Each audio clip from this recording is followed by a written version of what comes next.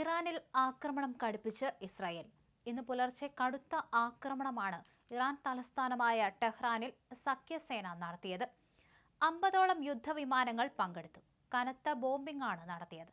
Iran പരമോന്നത നേതാവായിരുന്ന ആയത്തുള്ള അലി ഖമേനിയുടെ ടെഹ്റാനിലെ അതീവ സുരക്ഷാ ആസ്ഥാനത്തിന് താഴെയുള്ള കൂറ്റൻ ഭൂഗർഭ ബങ്കറുകൾ ഇസ്രായേൽ വ്യോമസേന തകർത്തെറിഞ്ഞു. മൊസാദും സൈനിക ഇന്റലിജൻസും നൽകിയ കൃത്യമായ വിവരങ്ങളുടെ അടിസ്ഥാനത്തിൽ 50 അത്യാധുനിക യുദ്ധവിമാനങ്ങളാണ് വെള്ളിയാഴ്ച പുലർച്ചെ നരകമഴ പെയ്യിപ്പിച്ചത്. ഖമേനി കൊല്ലപ്പെട്ടതിന് ശേഷം ഇറാനിലെ മുതിർന്ന ഉദ്യോഗസ്ഥർ സൈനിക നീക്കങ്ങൾ ഏകോപിപ്പിക്കാൻ ഉപയോഗിച്ചിരുന്ന ബങ്കറാണ് ഇസ്രായേൽ സേന തകർത്തെറിഞ്ഞത്. നഗരത്തിലെ തെരുവുകൾക്ക് താഴെ പടർന്നു പന്തലിച്ചു കിടന്നിരുന്ന ഈ ബങ്കറുകൾക്ക് ഒന്നിലധികം പ്രവേശന കവാടങ്ങളുണ്ടായിരുന്നു. ഇസ്രായേലിനെതിരായ സൈനിക നീക്കങ്ങളുടെ പ്രധാന ആസൂത്രണ കേന്ദ്രമായിരുന്നു ഇതെന്നും ഇസ്രായേൽ സൈന്യം വ്യക്തമാക്കി. ടെഹ്റാൻ നഗരത്തിലുടനീളം വൻ സ്ഫോടനങ്ങൾ കേട്ടതായി വാർത്താ ഏജൻസികൾ റിപ്പോർട്ട് ചെയ്തു.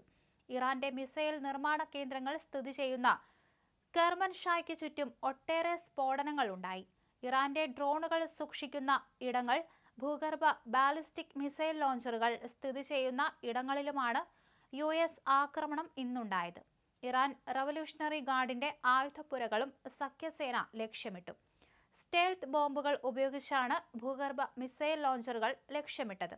ഇതിനായി ഡസൻ കണക്കിന് ബങ്കർ ബസ്റ്റർ ബോംബുകളും US ഇട്ടു. ഇറാനിലെ ഭരണ സംവിധാനങ്ങളെയും സൈനിക കേന്ദ്രങ്ങളെയും ലക്ഷ്യമിട്ടുള്ള ആക്രമണം 2 ആഴ്ച കൂടി തുടരുമെന്ന സൂചനയാണ് ഇസ്രായേൽ നൽകുന്നത്.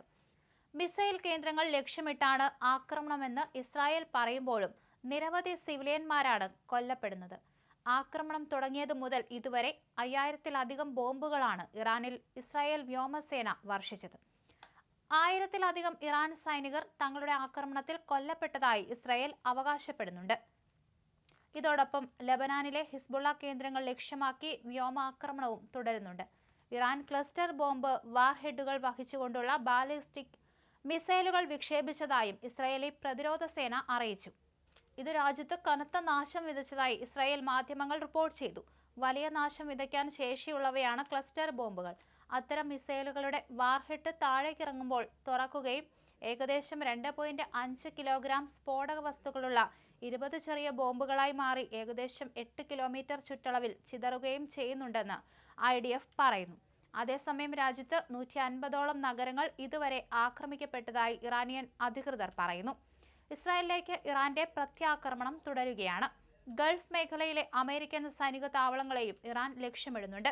Kuwait, Saudi Arabia, Bahrain, Qatar എന്നീ രാജ്യങ്ങളിലെ US സൈനിക താവളങ്ങൾക്കു നേരെ ഇറാൻ കടുത്ത ആക്രമണം നടത്തി.